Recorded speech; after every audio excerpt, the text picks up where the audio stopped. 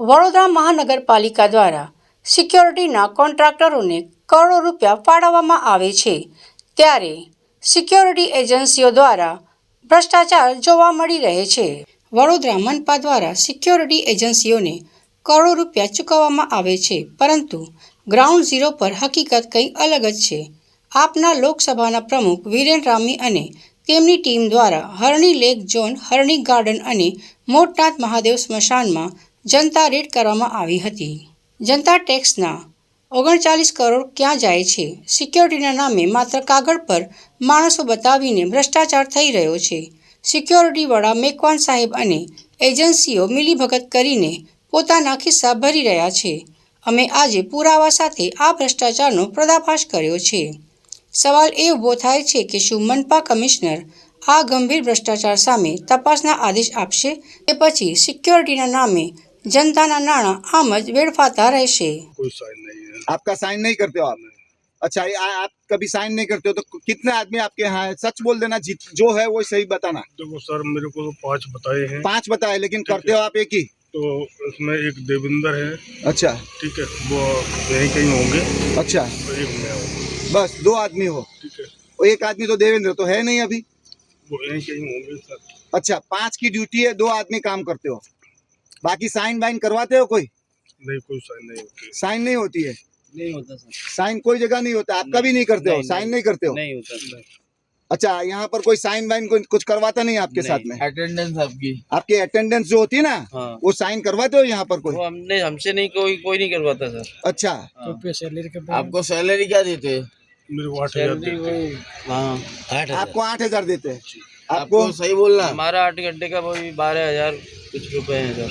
आपको कितना मिलता है?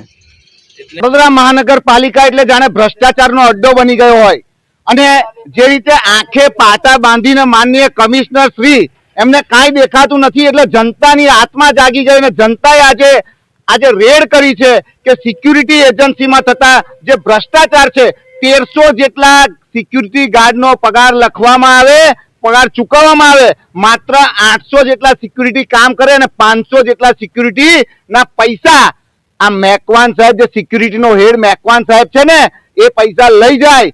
એટલે આ ભ્રષ્ટાચારને ખુલ્લો પાડવા આજે જનતા રેડ કરવામાં આવી છે અને જનતા રેડની અંદર જોયું તો તમે જુઓ, હરની લેક ઝોન પર આપણે જનતા રેડ કરી, એમાં રોજના સવાર, બપોર અને સાંજ એમ 3 શિફ્ટમાં 15 માણસોનો ગાર્ડનો ચૂકવવામાં આવે, સિક્યુરિટી ગાર્ડનો પગાર. પણ તમે અત્યારે જુઓ, કમનસીબી એ છે કે એક પણ ગાર્ડ એક પણ જગ્યા પર નથી અને જે સિક્યુરિટી ગાર્ડની જવાબદારી 5 જણની હતી એમાં એક પણ સિક્યુરિટી ગાર્ડ નહીં. એક ગાર્ડને જે રાખવામાં આવે, બાકીના જે પૈસા જે છે એ ઉચ્ચાપત કરી લેવામાં આવે.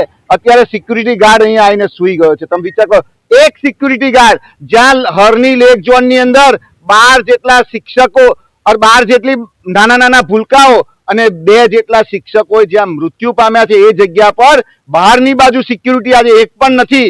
આજે જનતા રેડની અંદર ખબર પડી કે આ ભ્રષ્ટાચાર 39 કરોડ રૂપિયા વડોદરા મહાનગરપાલિકાનો જે ભ્રષ્ટાચાર છે એ ભ્રષ્ટાચારના પૈસા ક્યાંક ને ક્યાંક આ અધિકારીઓ અને આ એજન્સીઓ ખાઈ ગઈ છે.